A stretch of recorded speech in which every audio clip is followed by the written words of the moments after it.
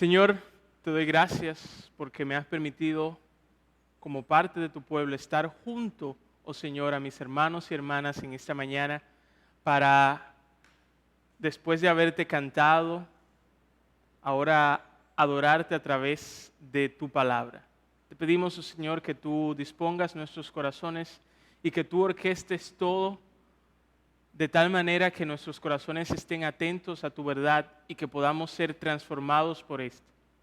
Señor, solamente soy un instrumento, es un honor para mí serlo, pero te pedimos, oh Señor, que sea tu Santo Espíritu el que obre todos nosotros, incluyéndome, y haga, oh Señor, lo que tú esperas, tus buenos propósitos, tus buenos planes en las vidas, oh Señor, de Iglesia Fundamento Bíblico, en la vida, oh Señor, de cada uno de los que están aquí sentados y en la vida, oh Señor, de cada uno de los que nos van a escuchar. Gracias, Señor, por lo que tú has estado haciendo hasta ahora. A ti la gloria, a ti el honor. Bendecimos tu nombre. En el nombre de Jesús. Amén. En el segundo sermón de la breve serie que yo compartía con ustedes acerca del uso de los medios de gracia, nosotros hablábamos acerca de la oración. Y en este sermón nos enfocábamos en lo que Jesús enseñó acerca de cómo orar. Esto Jesús lo enseñó en los versículos 9 al 13 de Mateo capítulo 6. Y en este pasaje yo decía, nosotros encontramos el Padre Nuestro, una oración muy popular pero al mismo tiempo muy mal interpretada. Porque esta oración del Padre Nuestro tiene el propósito de contener o contiene ideas o principios que deben estar presentes en nuestras oraciones. En el sermón de hoy, el propósito es considerar los versículos 5 al 9 de Mateo capítulo 6. Y en este pasaje vamos a considerar 5 verdades sobre la oración. 5 verdades sobre la oración. Y estas verdades, admito que ya las había mencionado en el sermón titulado Cuando ores, ora así. Pero hoy no vamos solamente a mencionarlas, sino que hoy vamos a desarrollarlas. Así que le invito a que no se desconecte, no se vaya, no diga ya ese sermón es repetido, así que me puedo ir. No, sino que vamos a considerar, a desarrollar lo que Jesús nos enseña, o 5 verdades sobre la oración, en Mateo capítulo 6, versículos 5 al 9. Y quiero que escuches la importancia del tema acerca de la oración en palabras de Donald Whitney. Él dice, de todas las disciplinas espirituales, la oración es la segunda en importancia, solo precedida por el consumo de la palabra de Dios. A pesar de la gran importancia de la oración, las estadísticas y la experiencia parecen estar de acuerdo en que un largo porcentaje de cristianos profesantes pasan poco tiempo en la oración sostenida.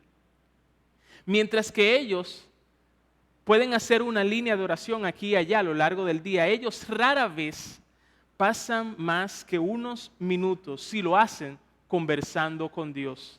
Termina la cita. Así que por un lado tenemos la oración, la segunda en importancia, precedida de la palabra de Dios, pero al mismo tiempo tenemos que, a pesar de que es importante, las estadísticas y la experiencia confirman que no pasamos mucho tiempo sostenido en esta gran e importante disciplina espiritual que es la oración. Y es mi oración a Dios que a través de este sermón Él conceda arrepentimiento a todos aquellos que han pecado de la manera anteriormente mencionada. Es mi oración que Él nos haga valorar el medio de gracia que es la oración. Y es mi oración que Él nos informe acerca de cómo deben ser nuestras oraciones a través de este sermón. El Sermón del Monte es el primero de 5 grandes discursos pronunciados por nuestro Señor Jesucristo y posiblemente el más popular. Fue pronunciado desde un monte al cual Jesús subió, por eso su nombre, y abarca, desde Mateo capítulo 5, versículo 1 hasta Mateo capítulo 8, versículo 1. En este sermón, Jesús enseñó a su audiencia acerca de quiénes son aquellos realmente felices o bienaventurados, acerca de cuál es la verdadera identidad del discípulo, sal y luz, acerca de la ley y lo que Dios realmente requiere acerca o a través de esta. Y en los primeros versículos del capítulo 6 de Mateo, Jesús nos enseña qué no debemos hacer y qué sí debemos hacer cuando damos limosna, cuando se ora y cuando se ayuna. En el día de hoy nos corresponde ver qué sí se debe hacer y qué no se debe hacer al momento de orar. Les invito a leer conmigo Mateo capítulo 6, no sé por qué continúo equivocándome, pero Mateo capítulo 6, versículos 5 al 9. Mateo 6, 5 al 9 dice lo siguiente: y cuando ores, no seas como los hipócritas, porque ellos aman el orar en pie en las sinagogas y en las esquinas de las calles para ser vistos de los hombres. De cierto os digo que ya tienen su recompensa. Mas tú, cuando ores, entra en tu aposento y cerrada la puerta, ora a tu Padre que está en lo secreto, y tu Padre que ve en lo secreto te recompensará en público. Y orando, no uséis vanas repeticiones como los gentiles, que piensan que por su palabrería serán oídos. No os hagáis pues semejantes a ellos, porque vuestro Padre sabe de qué cosas tenéis necesidad antes de que vosotros le pidáis. Vosotros pues oraréis así: Padre nuestro que estás en los cielos, santificado sea tu nombre. Y ahí prosigue con lo que conocemos como el Padre nuestro. Y no quiero continuar en el desarrollo del sermón sin antes tengamos claro qué es o qué entendemos por la oración. ¿Qué es la oración? La oración es la comunicación de nuestra alma con Dios para reconocer su santidad, para darle gracias, para pedirle que se haga su voluntad y que provea las necesidades físicas y espirituales nuestras y de otras personas. Eso es la oración. La comunicación del alma nuestra con Dios para pedirle o reconocer en primer lugar su santidad, pedirle que se haga su voluntad y que provea esas necesidades físicas y espirituales que tanto tú como otros de tus hermanos tienen. Y todo esto es hecho en el poder del Espíritu Santo y por los méritos de Jesucristo. Esa es la oración. Eso es lo que entendemos por oración. Una vez entendido qué es la oración, lo primero que quiero que notemos es que Jesús no dijo si oran o si por casualidad ustedes van a orar, como si Él creyera que la oración es algo extraño al cristiano o que es algo que el cristiano va a hacer rara vez. Y aunque ciertamente hay muchos pasajes bíblicos en los cuales se nos manda a orar, incluso Jesús nos manda a orar más adelante, pero en este pasaje inicial, este versículo inicial, Jesús ni siquiera dijo oren a sus discípulos como si Él estuviera mandándonos orar.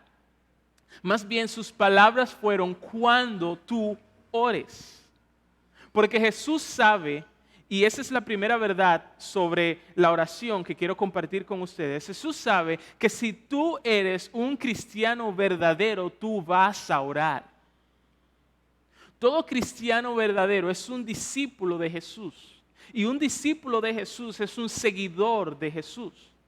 Y Él fue nuestro maestro, un hombre de oración. Jesús oraba en las mañanas, como nosotros vemos en Marcos 1:35, levantándose muy de mañana, siendo aún muy oscuro, salió y se fue a un lugar desierto y allí oraba. Jesús oraba en la noche, como nosotros entendemos y vemos en Lucas 6:12, cuando dice: en aquellos días Él se fue a un monte a orar y pasó la noche orando a Dios. Jesús oró al principio de su ministerio, Lucas 5:16, mas Él se acercaba a lugares desiertos y oraba. Y Jesús oró hasta el final de su ministerio. Lucas 22:41 dice: y Él se apartó de ellos a distancia como de una piedra y puesto de rodillas, oró. Pero la oración no es solamente un asunto de imitación para el cristiano. La oración va más profundo de un asunto de imitación de aquellos discípulos por su maestro. La oración también para el cristiano verdadero es un asunto de nueva vida. Como se espera que los bebés que acaban de nacer respiren, así también se espera que a quien se le ha dado vida espiritual ore. Si Jesucristo es tu Salvador, Él no solamente ha tomado tu maldición en la cruz, sino que Él también te ha dado su Santo Espíritu. Y por cuanto sois hijos, dice Gálatas, Dios envió a vuestros corazones el Espíritu de su Hijo, el cual clama, Abba, Padre. Así que la oración no es solamente un asunto de imitación a nuestro Maestro, sino es un asunto de vida espiritual en todo cristiano verdadero. En el versículo 5, Jesús nos dijo qué no hacer, o cómo no ser, mejor dicho, cuando oramos. Dice el versículo 5, no seáis como los hipócritas. Hipócritas fue la descripción que nuestro Señor Jesucristo utilizó para referirse a los escribas y fariseos de su tiempo. Pero este llamamiento de Jesús sigue siendo relevante para nosotros hoy en día, aun cuando no hay escribas y fariseos. Hay hipócritas que oran, hermano. Hay hipócritas que oran, amigo. Y Jesús no quiere que tú seas como uno de ellos. Cuidado, es la advertencia de Jesús. Porque tú puedes estar haciendo algo que Dios manda, como el orar, con motivos incorrectos o de la manera incorrecta. La palabra que Jesús utiliza aquí para hipócritas era usada comúnmente para actores que estaban en el escenario griego. Esa palabra da la idea de alguien que está actuando bajo una máscara. Es alguien que se muestra a sí mismo delante de los demás de cierta manera cuando él en verdad es otra cosa. Y eso es lo que se muestra en el resto del versículo, si se fijan. Los hipócritas aman, dice Jesús, a los hipócritas le encantan, a los hipócritas le gusta ponerse de pie en las sinagogas, lugares en donde los judíos se reunían para celebrar sus cultos. Y a ellos les encantaba en las esquinas de las calles pararse y hacer oraciones allá para ser vistos por los hombres. Y es interesante que las esquinas de las calles eran lugares donde había muchas personas o donde pasaban muchas personas. Y cuando Jesús dice que a ellos les encantaba pararse en las esquinas, es que cuando ellos iban de camino a la sinagoga, el lugar donde se reunían para alabar a Dios, ellos se detenían en las esquinas de repente porque su pasión, entre comillas, por la oración era tan grande que no les dejaba ni siquiera llegar a la sinagoga. Ellos tenían una pasión que los consumía tanto que mientras iban a la sinagoga ellos tenían que pararse en la esquina a orar. Y en esto consiste la hipocresía de ellos. Yo pregunto, ¿a quién es que se le ora?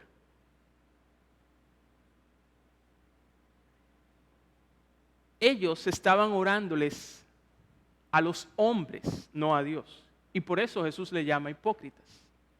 Es decir, ellos oraban para los hombres. Y te pregunto,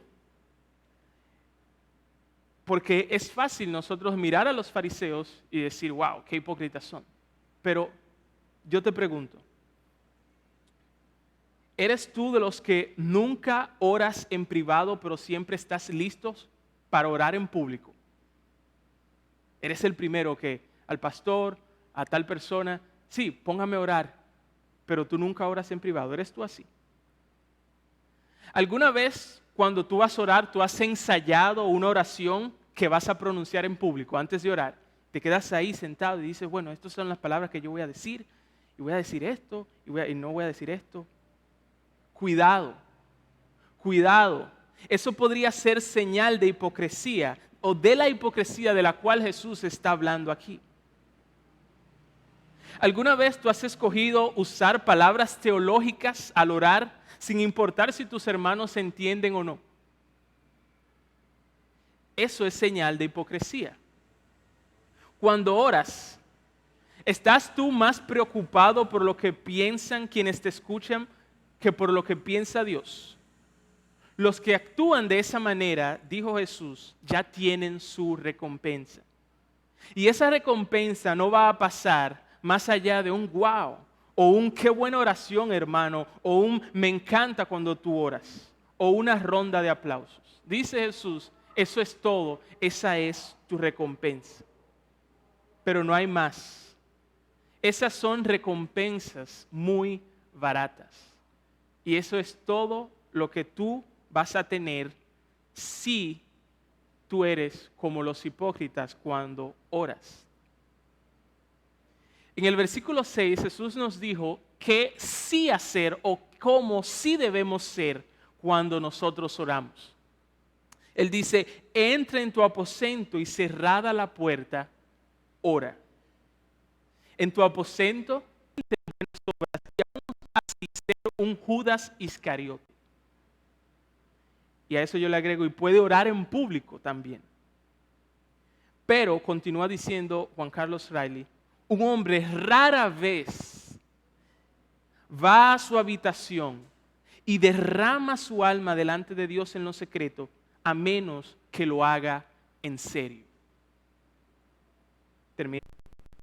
Es importante resaltar que Jesús no está reprendiendo todas las oraciones públicas. Jesús mismo oró en público muchas veces. Por ejemplo, cuando Él bendijo el alimento que iba a dar a 5,000 personas, Él estaba orando en público allí.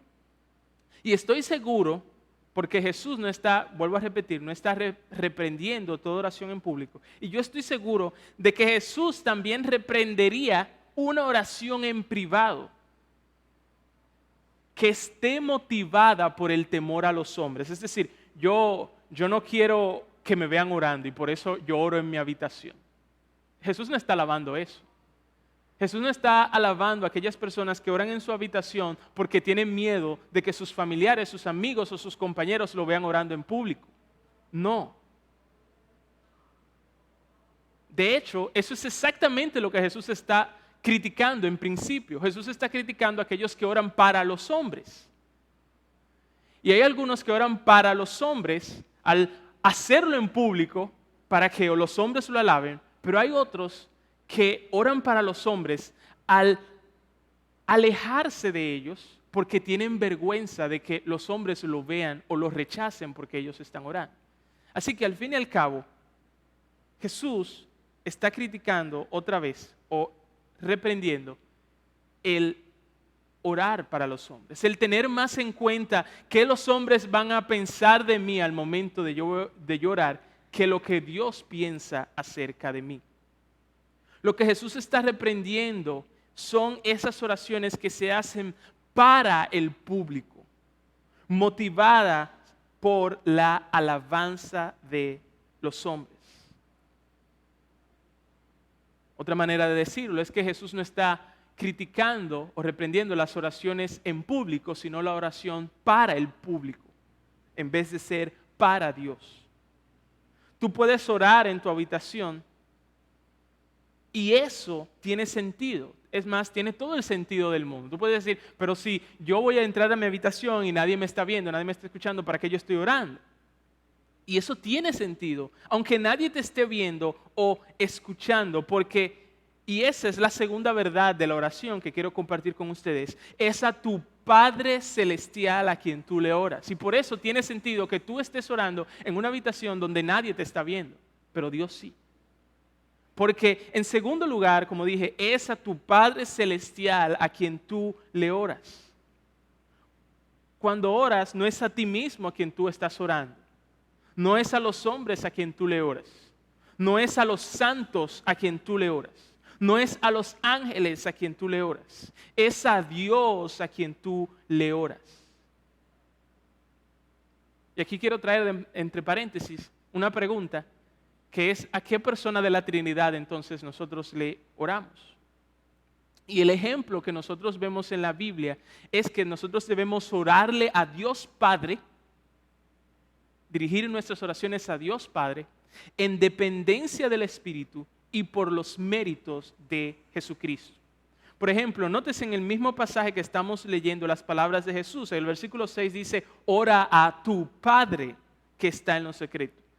Y cuando seguimos leyendo el versículo 9 dice Jesús, vosotros pues oraréis así, Padre nuestro que estás en los cielos. Así que es al Padre en dependencia del Espíritu por los méritos de Jesucristo.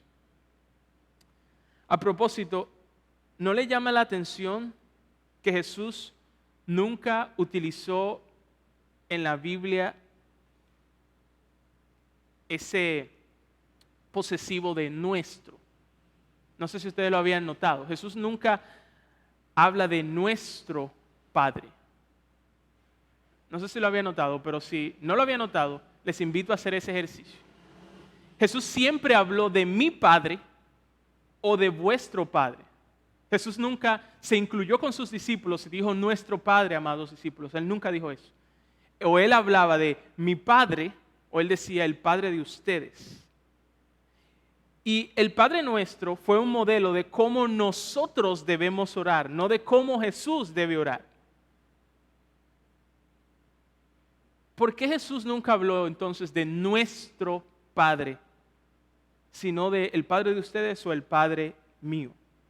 Porque aunque es cierto que Jesús es el Hijo de Dios, que vino a este mundo a convertir a los hombres en hijos de Dios, no es menos cierto que Jesús es el único como hijo de Dios. O dicho de otra manera, Él es único en su clase como hijo de Dios. Él no es como nosotros. Él es el Hijo eternamente engendrado del Padre. Es el verdaderamente Dios en toda su esencia. Él no es como nosotros. Yo soy un hijo de Dios. Tú eres un hijo de Dios si te has arrepentido sinceramente de tus pecados y has confiado en Jesucristo como suficiente Salvador y como único Señor. Eres un hijo de Dios, pero Jesús no es un hijo de Dios, Jesús es el Hijo de Dios. Él es único y no tiene comparación. Quiero aprovechar para decir ahora que si tú no eres o si tú no te has arrepentido de tus pecados, ni has confiado en Jesucristo, la Biblia dice que tú no eres un hijo de Dios. Entonces es una mentira lo que dicen por allá afuera todo el mundo de que todo el mundo es hijo de Dios. Sí, según la Biblia, eso es una mentira. No lo digo yo, lo dice la Biblia. Cualquier problema con eso, vaya a la Biblia, no a donde mí, a pelear. Pero amigo, tú no tienes por qué permanecer en esa condición. Yo te invito, Dios te invita a través de mí. Iglesia Fundamento Bíblico te invita a que hoy tú te conviertas en un hijo de Dios. Pídele a Dios que por la obra de Jesucristo te adopte como uno de sus hijos y sabes que Él lo va a hacer.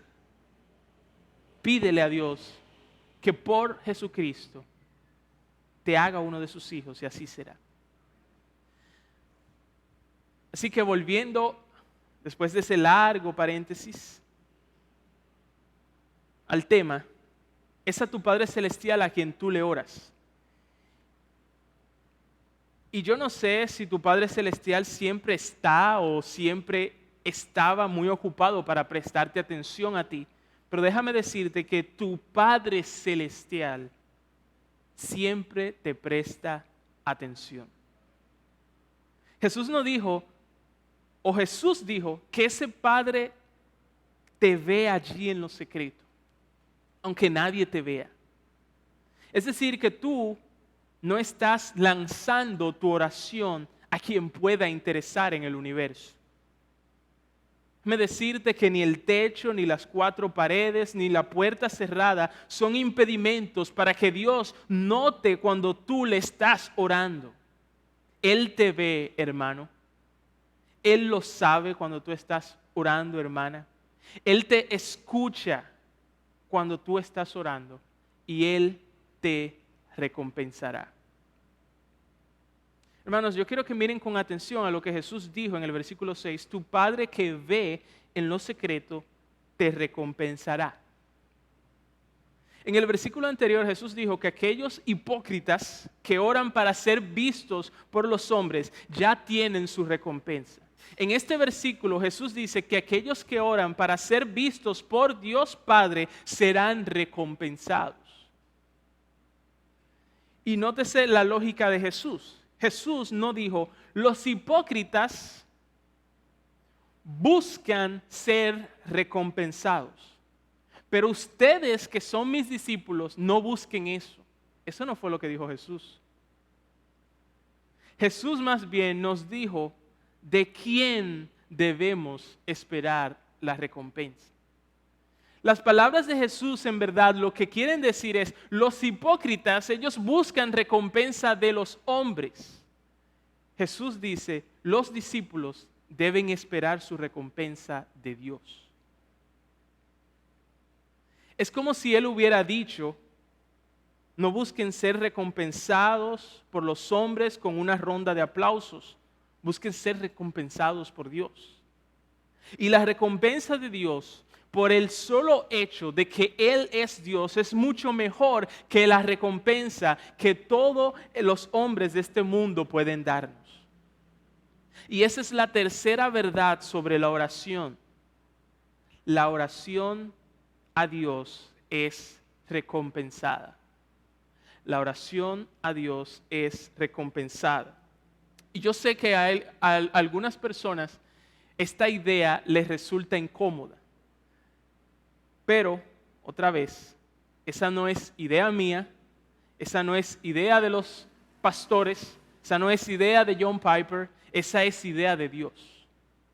Y si tú tienes algún problema con eso, ustedes saben lo que dije ahorita que hay que hacer, ir a la Biblia, no pelear conmigo.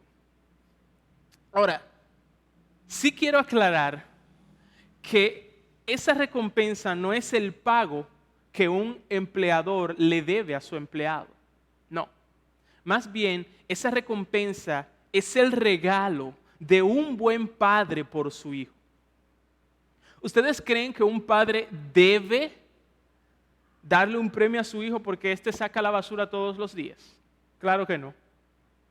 El padre no le debe al hijo. El hijo, al contrario, le debe todo a su padre. Y si el padre promete premiar a su hijo, es de su buena voluntad. Y él lo va a hacer, va a premiar a su hijo para cumplir su palabra. Así pasa con nosotros y Dios. Dios no nos debe nada a nosotros. Nosotros le debemos todo a Dios. Y si Él promete darnos algo o recompensarnos por algo, eso es por su buen corazón, no por la calidad de nuestras obras. Y Él lo va a cumplir y debemos esperar que Él lo cumpla porque Él es fiel a su palabra. ¿Cuál es la recompensa de la oración? Yo propongo que es el que esta oración sea recompensada o respondida favorablemente siempre y cuando sea de acuerdo a la voluntad de Dios. Un capítulo después, capítulo 7, pero todavía dentro del mismo sermón del monte, Jesús dijo, pedid y se os dará, buscad y hallaréis, llamad y se os abrirá, porque todo aquel que pide recibe, y el que busca halla, y el que halla o el que llama se le abrirá. ¿Qué hombre hay de vosotros que si su hijo le pide pan le dará una piedra? ¿O si le pide pescado le dará una serpiente? Pues si vosotros, siendo malos, sabéis dar buenas dádivas a vuestros hijos, ¿cuánto más vuestro Padre que está en los cielos dará buenas cosas a los que le pidan?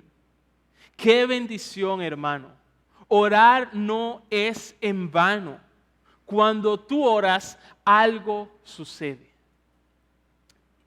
Y voy a permitirles o a compartir, no permitir, compartir con ustedes algo que pasó hace un rato, que ilustra esto. Allá arriba en la tecnología teníamos problemas con la transmisión. La computadora, el internet, la conexión. Y no íbamos a poder transmitir por internet este sermón. Habíamos hecho muchas cosas y no funcionaba. Entonces yo desde ahí, sentado, mientras cantábamos, yo estaba orando y decía, Señor, yo voy a seguir orando para que la transmisión se pueda dar. Voy a seguir orando hasta el momento, y yo no voy a parar de orar hasta el momento en el cual yo me suba ahí al púlpito a predicar. Yo no voy a parar de orar. Y si todavía no hay internet, y si todavía no existe, no se puede transmitir, ok, está bien, se hizo tu voluntad. Gracias por lo menos por los hermanos que pudieron estar aquí. ¿Saben lo que pasó? Estamos transmitiendo por internet. Y eso no se refiere, eso no tiene nada que ver con Claro, eso no tiene nada que ver con el equipo de sonido, aunque estoy muy agradecido por ellos. Eso no tiene nada que ver con Misael porque oró. Eso tiene que ver con el Dios al cual nosotros le oramos. Y Jesús dice que la oración va a ser recompensada. Jesús dice que orar no es en vano. Jesús dice que cuando tú oras, hermano, algo sucede. Mientras que el versículo 5 se nos llama a no ser como los hipócritas, en el versículo 7 se nos llama a no ser como los gentiles. Los gentiles son todos aquellos que no son parte del pueblo judío. Pero no solamente eso. En otro sentido, los gentiles son todos aquellos que no conocen la voluntad de Dios revelada ni conocen a Dios. Jesús dice que ellos, los que no conocen a Dios, usan vanas repeticiones, usan palabras vanas y las repiten una y otra y otra y otra vez. Ellos hacen eso porque ellos creen erróneamente, dijo Jesús, que por su palabrería, por tanto repetir, por tanta insistencia, ellos van a ser oídos. Y en el Antiguo Testamento nosotros tenemos un ejemplo de eso. En Primero de Reyes 18:26 dice, y ellos tomaron el buey que les fue dado y lo prepararon, invocaron el nombre de Baal. Esos son los sacerdotes, los profetas de Baal, desde la mañana hasta el mediodía diciendo, Baal, respóndenos. Pero no había voz ni quien respondiese. Entre tanto, ellos andaban saltando cerca del altar que habían hecho.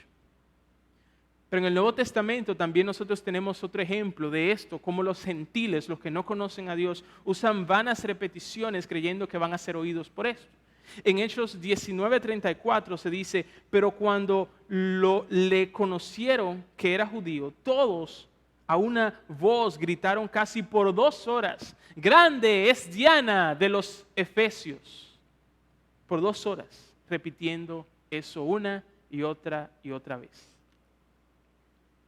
Y quiero aclarar otra vez que aquí Jesús no está en contra de que nosotros persistamos en determinada oración. Jesús no está en contra de eso. Porque cuando nosotros vamos a Lucas 18:1, allí Jesús enseñó una parábola a sus discípulos sobre la necesidad de orar, pero no solamente de orar, sino de orar sin desmayar. Lo que Jesús está reprendiendo aquí eran esas repeticiones vanas, esas repeticiones sin sentido. John Piper dice, este versículo habla en contra de la repetición vana y sin pensar. No habla en contra de la súplica intensa y totalmente comprometida con Dios que presenta algo desde docenas de ángulos nuevos. Termina la cita. En el versículo 8, Jesús dio la razón por la cual nosotros no deberíamos ser como los gentiles. ¿Y cuál es esa razón? Porque nuestro Padre Celestial, el mismo que tiene siempre tiempo para escucharnos, el mismo que nos ve aun cuando estamos en nuestra habitación, ese mismo Padre Celestial sabe lo que nosotros necesitamos. Dios no necesita que tú le informes de alguna necesidad como si Él ya no lo supiera. Y Dios es tu Padre Celestial, quien no necesita que tú lo obligues a Él a que supla tus necesidades. Como si Él fuera reacio a no querer bendecirte. Entonces, como los niños pequeños, tú crees que por tú insistir o por tú gritar vas a convencerlo. Dios no es así.